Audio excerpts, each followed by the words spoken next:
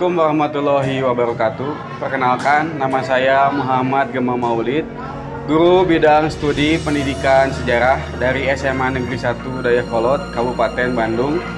Pada saat ini saya menjadi mahasiswa PPG dalam jabatan gelombang 2 di LPTK Universitas Negeri Jakarta. Pada hari ini, Senin 12 Juni 2023, saya akan melaksanakan ujian kinerja praktek pembelajaran kelas 10 dengan materi kerajaan-kerajaan Islam di Indonesia. Terima kasih. Assalamualaikum warahmatullahi wabarakatuh. Assalamualaikum warahmatullahi wabarakatuh. Waalaikumsalam warahmatullahi wabarakatuh. Ya, alhamdulillah hari ini kita akan melanjutkan pembelajaran pertemuan kedua yang masih akan membahas tentang kerajaan-kerajaan Islam di Indonesia. Ya. Setelah minggu pertama yang minggu lalu ya, kita membahas kerajaan-kerajaan Islam di Indonesia, terutama tentang teori-teori masuknya dan berkembangnya agama Islam di Indonesia. Pada pertemuan hari ini kita akan melanjutkan bagian kedua. Ya. Sebelum kita mulai pelajaran, silakan Kak F untuk memimpin doa. Sebelum kita belajar, marilah kita berdoa. Doa dalam hati mulai.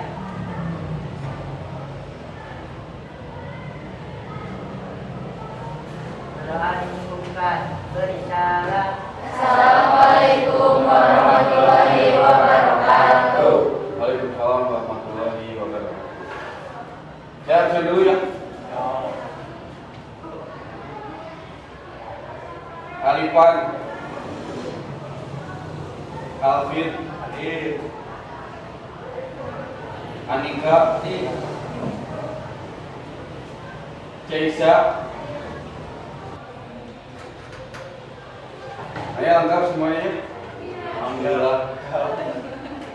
Nah ya, hari ini kita akan mulai ya pembelajaran kita. Nah, alhamdulillah bersyukur kepada Allah Subhanahu wa taala. Kita masih diberikan umur ya, waktu untuk belajar ya.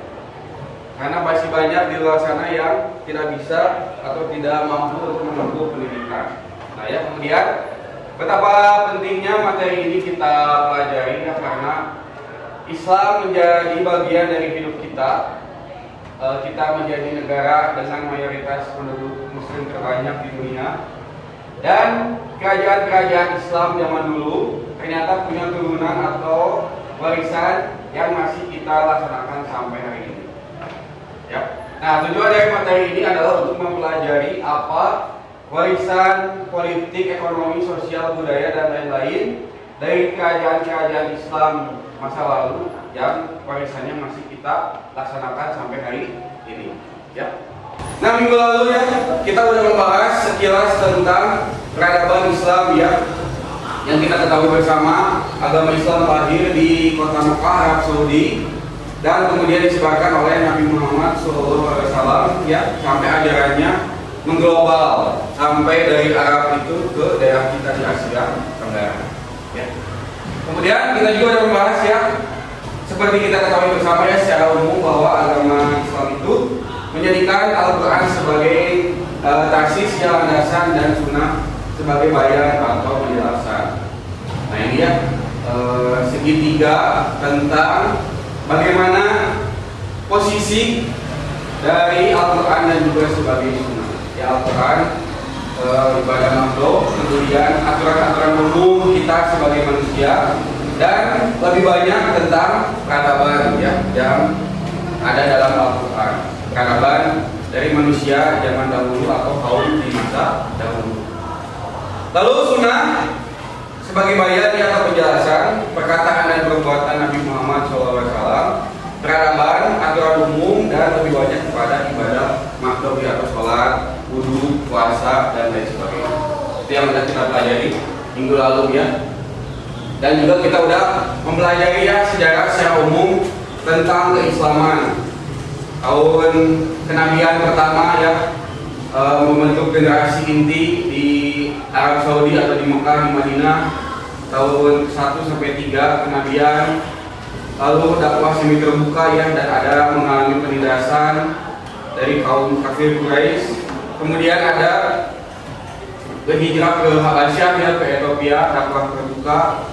Lalu di embargo, tahun kesedihan ya ketika istri Nabi Muhammad SAW meninggal, pamannya juga yang melindungi meninggal, dan juga peristiwa Isra Mi'raj ya, dan sampai perjanjian ya, perjanjian sebelum Nabi Muhammad hijrah ke kota Madinah. Lalu kita udah bahas ya tentang teori-teori masuknya agama Islam ke Indonesia ya. Ada teori sejarah Islam dipercaya dari Persia atau dari India, teori Mekah yang meyakini bahwa agama Islam langsung dibawa oleh orang Arab Saudi atau orang Mekah ke Indonesia, dan juga ada teori Persia yang masuk ke Indonesia Islam itu pada abad ke-13 ya. Ini kita mengingat yang minggu lalu ya. Nah ini juga jalur perdagangan ya, bagaimana jalur perdagangan menjadi cara untuk menyebarkan agama Islam. Pedagang-pedagang dari Arab itu menyebarkan agama Islam sembari berdagang ya. Lalu ketika raja-raja di Nusantara ini menjadi Muslim, maka rakyat pun mengikuti ya, berbondong-bondong menjadi Muslim, mengikuti agama rajanya. Itu interaksi top down yang kita bahas. Nah, kita lanjutkan sekarang. Bagian utama dari pertemuan ini adalah politik Islam. Ya, silakan buka buku tulisnya, siapkan pulpennya. Nah, ya, kita akan mulai.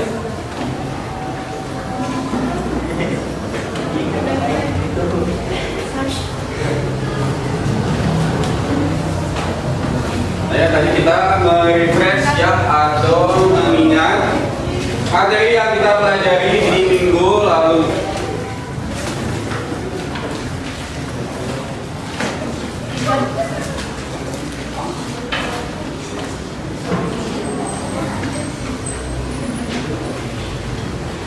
Nah, kita akan bahas politik Islam yang nanti akan ada bagiannya ya,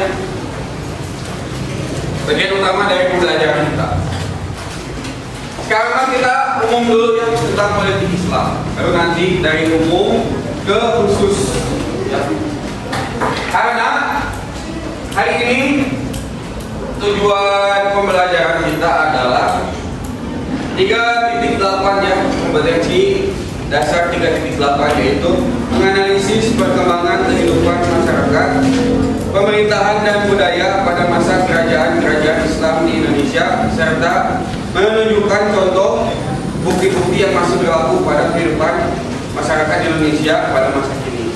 Dan kompetensi dasar keterampilannya adalah menyajikan hasil penalaran dalam bentuk tulisan tentang nilai-nilai dan unsur budaya yang berkembang pada masa kerajaan Islam dan masih berkelanjutan dalam kehidupan bangsa Indonesia pada masa kini.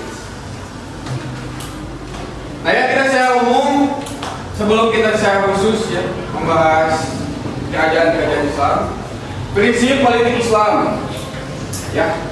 Nabi Muhammad SAW memang tidak memberikan sistem pemerintahan tertentu, tapi beliau meninggalkan prinsip-prinsip pemerintahan dan politik.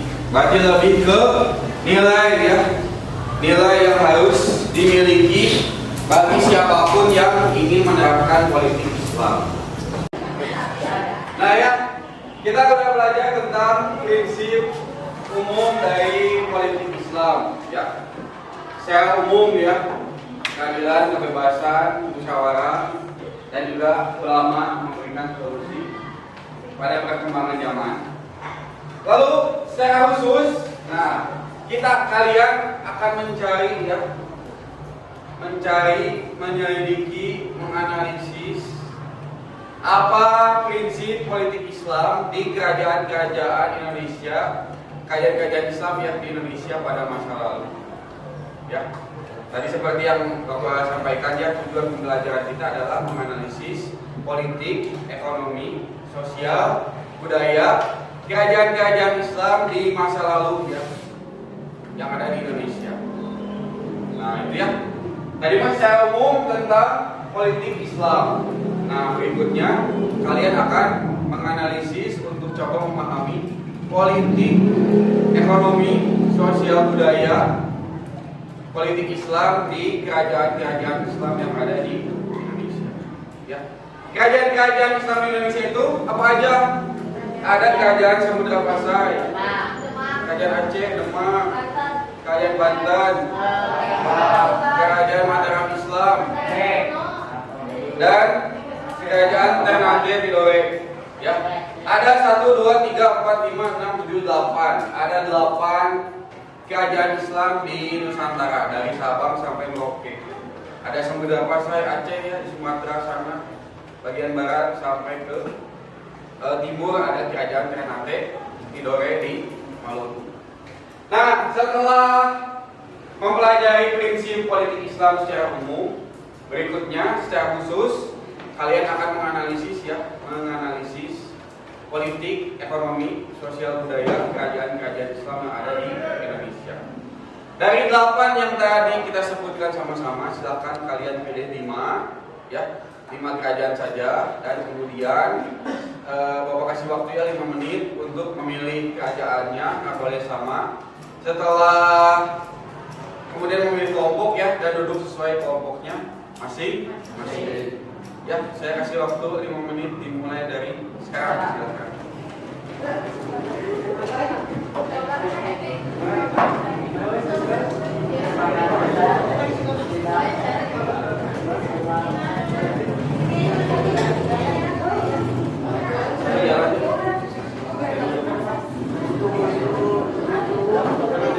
Bagian itu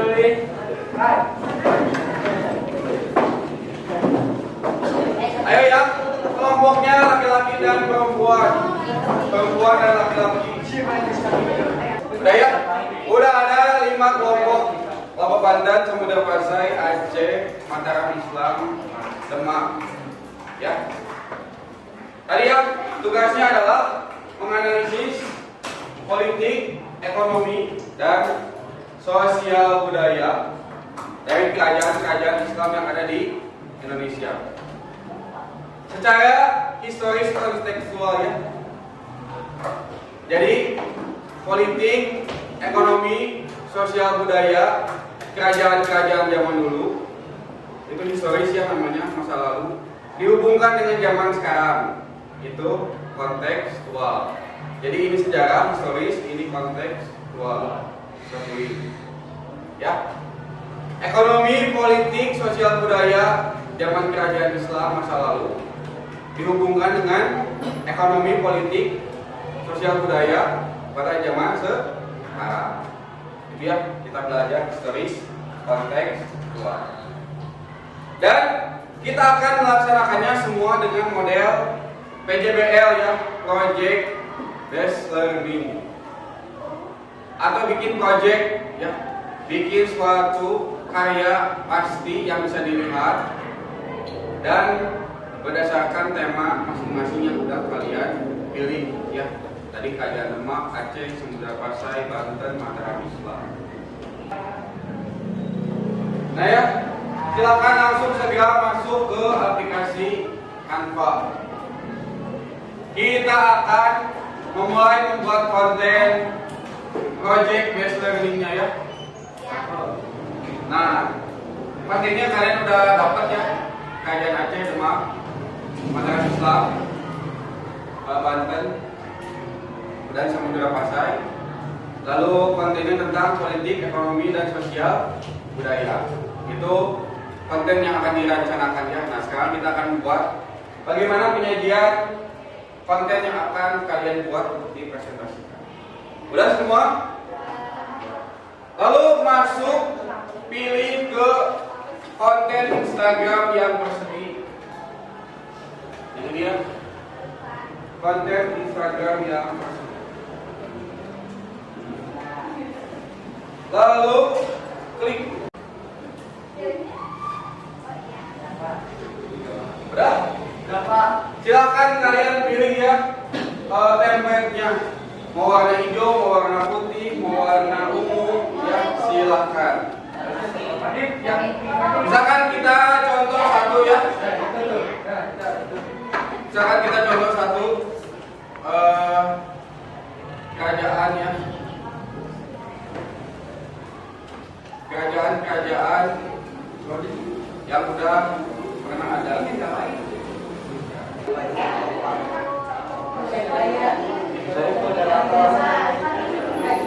Ini saya.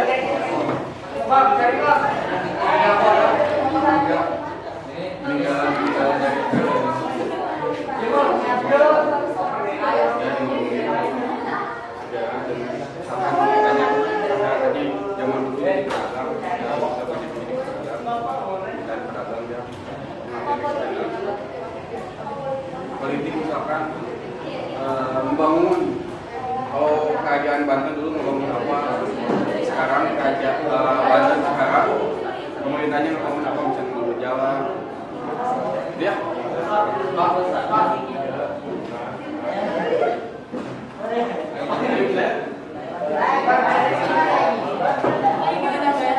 Nah iya kayak gitu ya. Kayak gitu aja.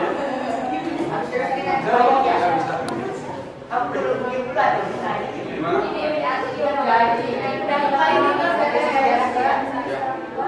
Terus politik, ekonomi, sosial budaya. Ya. Hari ini masih banyak waktu untuk kemudian membahas ya,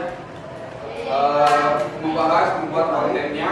Minggu depan kita akan mulai presentasi. Nah sekarang kalian lanjutkan ya, membuat kontennya.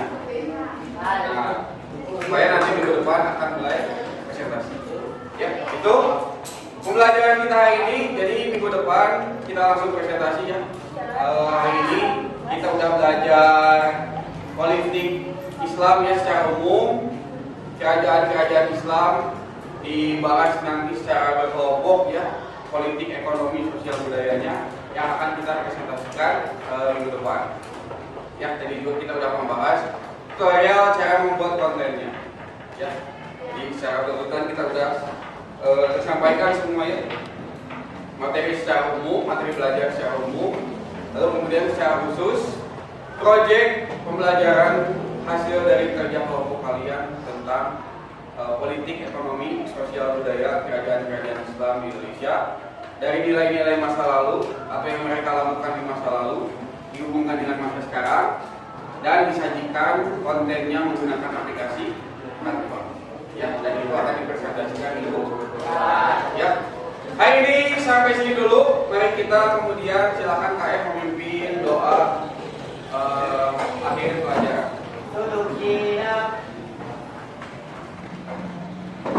Sebelum kita pulang, marilah kita berdoa. Doa dalam hati mulai.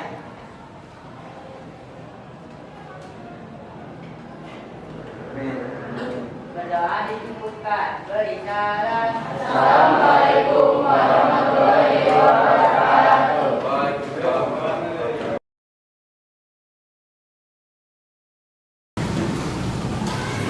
Assalamualaikum warahmatullahi wabarakatuh. Nah, alhamdulillah ya, kita bisa melanjutkan kembali belajar sejarah Indonesia. Pertemuan ketiga ya, pertemuan ketiga atau minggu ketiga dari bab yang kita bahas, yaitu tentang kerajaan-kerajaan Islam di Indonesia yang mata pelajaran sejarah Indonesia buat kelas 10 IPA dan IPS. Nah, sebelum belajar silakan KM memimpin doa.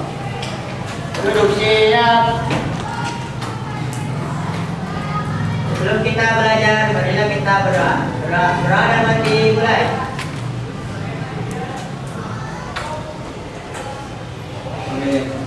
Berdoa dicukupkan. Beri salam. Assalamualaikum warahmatullahi wabarakatuh. Waalaikumsalam warahmatullahi wabarakatuh. Saya cek dulu kehadiran kelas 10 IPS 2. Alifan, Hadir. Alvin, hadir. Anika, hadir. Jaisha, Cica, Desra, Erdi, Faujas, Gilang, Gusni, Lala, Politik Islam secara umum. Minggu pertama kita membahas teori masuk dan berkembangnya agama Islam di Nusantara ya, dan bagaimana cara penyebaran agama Islam di Nusantara. Minggu kedua kita membahas politik Islam secara umum ya. Politik Islam secara umum, nilai-nilai politik Islam secara umum. Lalu kemudian secara khusus politik Islam secara umum di Nusantara itu kemudian secara khusus menjadi kerajaan-kerajaan Islam di Indonesia yang akan kita kaji politik, ekonomi, sosial, budayanya.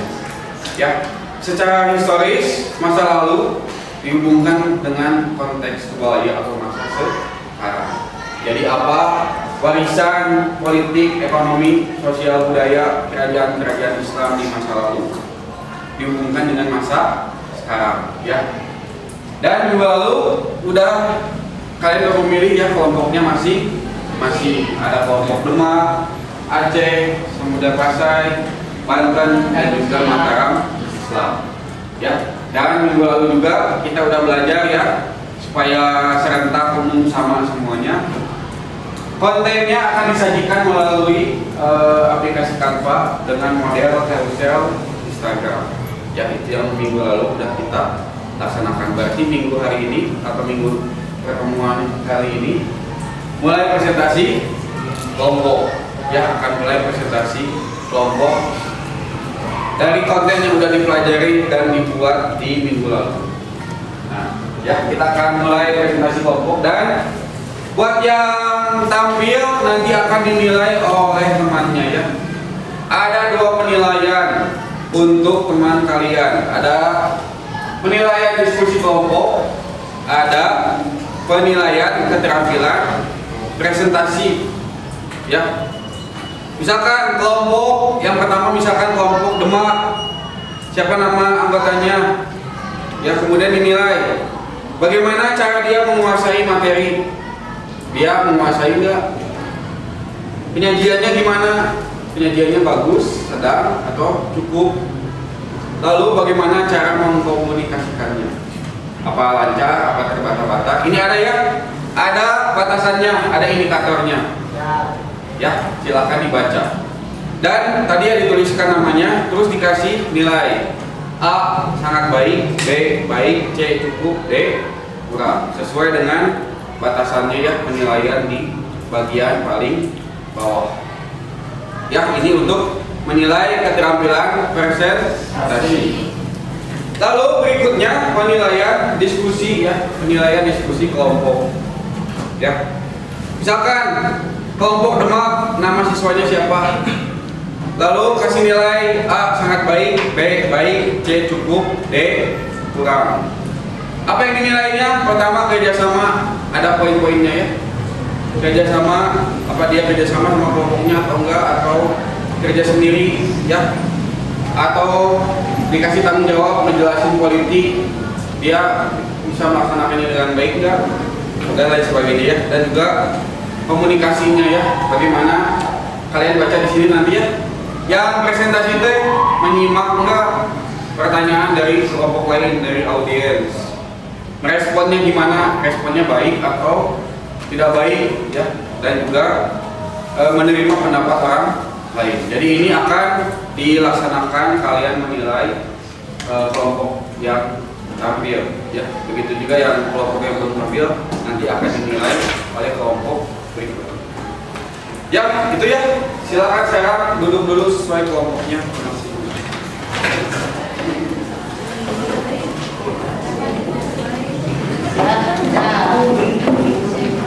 Sudah? Silakan yang pertama tampil ya, kelompok Demak.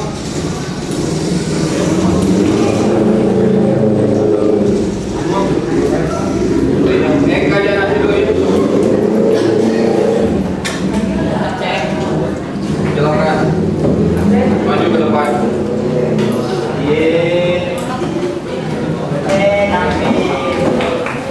Yang lainnya menilai ya, menilai kelompok ini yang tampil.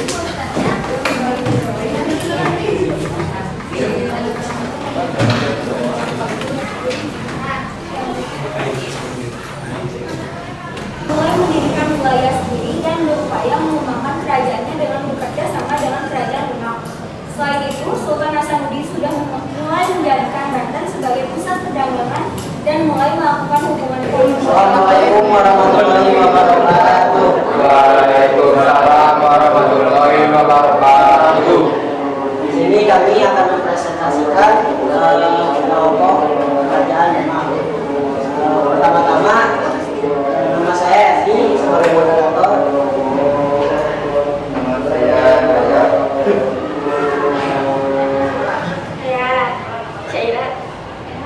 Saya Ratna.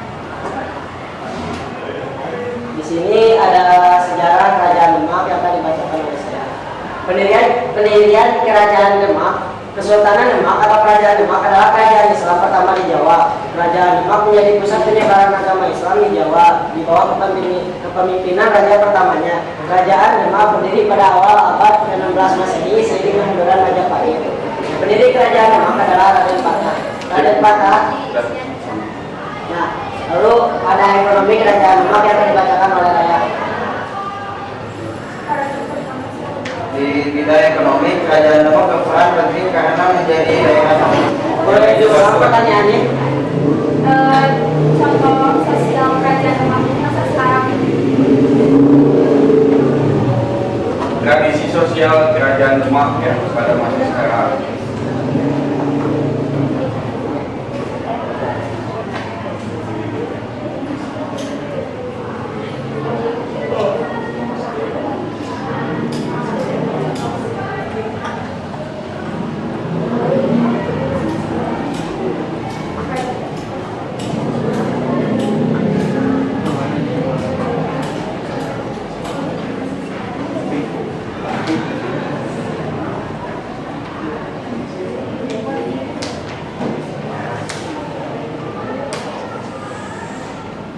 Boleh diganti ke pertanyaannya? Boleh. Tradisi-tradisi Islam yang ada di Demak apa?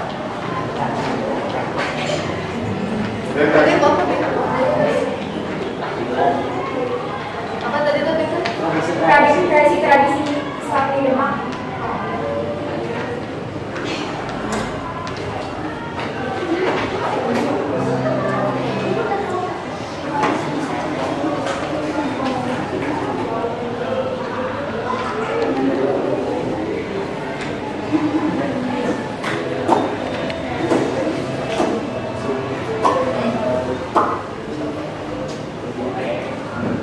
Jadi ada salah satu tradisi atau kebudayaan pada masa kerajaan Demak. Nah, yaitu adalah tradisi upacara sekaten. Upacara ini bertujuan untuk memperingati hari kelahiran Nabi Muhammad pada bulan Maulud atau orang-orang biasa menyebutnya dengan kata Maulid Nabi. Sekian dari kelompok kami.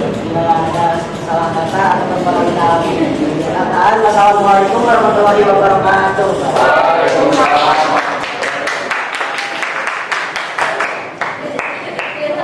Saya terima kasih presentasi saudara dua yang presentasinya yaitu kerajaan Demak dan juga kerajaan Aceh. Ya. Kita lanjutkan. Nanti ada belakang. Assalamualaikum warahmatullahi wabarakatuh. Waalaikumsalam warahmatullahi wabarakatuh. Kami dari Kerajaan Banten akan memperkenalkan masing-masing dulu. Yang pertama, nama saya Ika. Perkenalkan, nama saya Ridwan. Nama saya Sesta. Di sini kita bakal ngejelasin tentang Kerajaan Banten. Yang pertama ada sejarah Kerajaan Banten yang akan dibacakan oleh Sesta. Sejarah berdirinya Kerajaan Banten. Kerajaan atau Kesultanan Banten didirikan oleh Syarif Hidayatullah atau dikenal sebagai Sunan Gunung Jati pada 1525 Masehi. Kedatangan Sunan Gunung Jati ke Banten adalah bagian dari misi Sultan Trenggono dari Kerajaan Demak untuk mengusir Portugis dari Nusantara. Kehidupan ekonomi Kerajaan Banten. memiliki hubungan ekonomi yang sangat dekat dengan daerah lainnya di Nusantara. Jaringan perdagangan lokal Banten mengawali sejarah perdagangan yang mampu menjadikan Banten sebagai pusat perniagaan. Komoditas perdagangan lokal di Banten lebih beragam dibandingkan dengan komoditas dalam perdagangan internasional. Banten merupakan daerah pengekspor beras pada akhir abad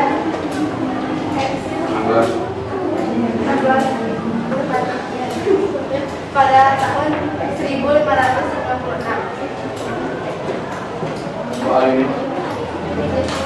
Di sini ada poinnya, kehidupan politik kerajaan Banten, perkembangan politik pada Kesultanan Banten semakin berkembang. Di setiap dinamika, siapa yang memimpin dari kesultanan tersebut pada saat baru berdiri dan dipimpin oleh Sultan Hasanuddin. Pada masa ini, Kesultanan Banten yang merupakan bekas dari Kerajaan Demak mulai mendirikan wilayah sendiri dan berupaya mengembangkan kerajaannya dengan bekerja sama dengan Kerajaan Demak.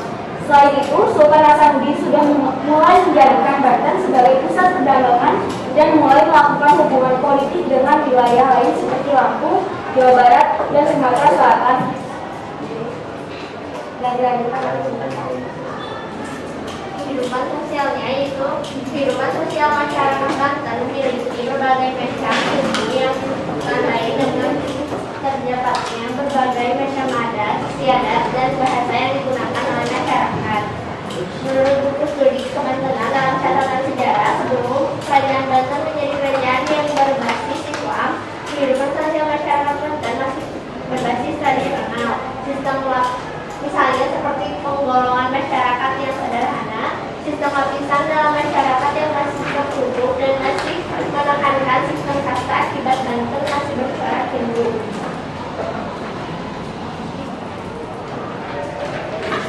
Kebudayaan sebagian besar anggota masyarakat memeluk agama Islam dengan semangat religius yang sangat tinggi, tetapi pemeluk agama lain dapat hidup berdampingan dengan damai, toleransi dan kekhasan budaya masyarakat Banten antara lain bela diri, pencaksilat, tebus, rudat, unggung, tari saman, tari cobek, dongdong, palingtung, dan bejos. Di samping itu juga terdapat peninggalan warisan leluhur antara lain Masjid Agung Banten Lama, makam keramat panjang, dan masih banyak peninggalan lainnya. Pada awalnya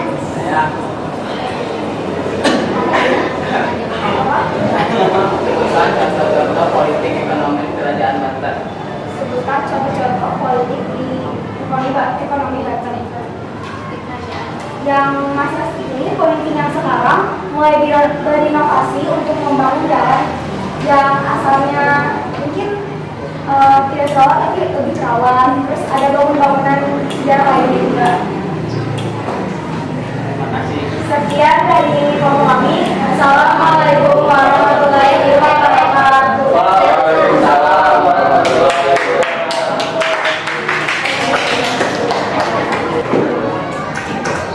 Lalu kehidupan budaya pada masa kerajaan Samudra Pasai sangat kental dengan Islam. Dapat dilihat dari berubahnya manhaj di kerajaan Samudra Pasai yang mulanya menganut manhaj Syiah beralih menjadi mazhab Salaf. Sutawijaya mengangkat dirinya sebagai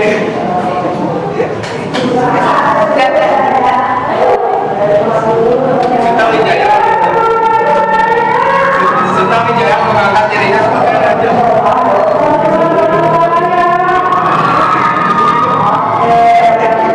Sutawijaya mengangkat dirinya sebagai raja Mataram pertama dengan gelar perempuan Senopati 1586 sampai 1601. Dengan kata gede sebagai katanya. Tindakan dan penting antara lain satu meletakkan dasar kerajaan Mataram, dua memperluas kekuasaan wilayah dengan melakukan Surabaya mundur dan Purwokerto timur dan mengambil suatu kegiatan atau pekerjaan oleh ahli dan bidangnya.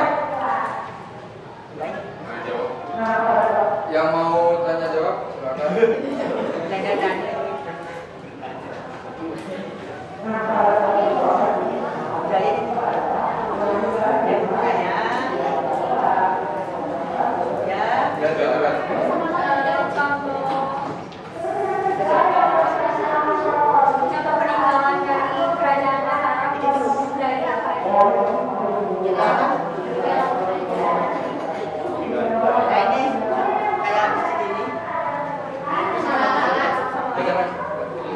dari peninggalan kerajaan Mataram yaitu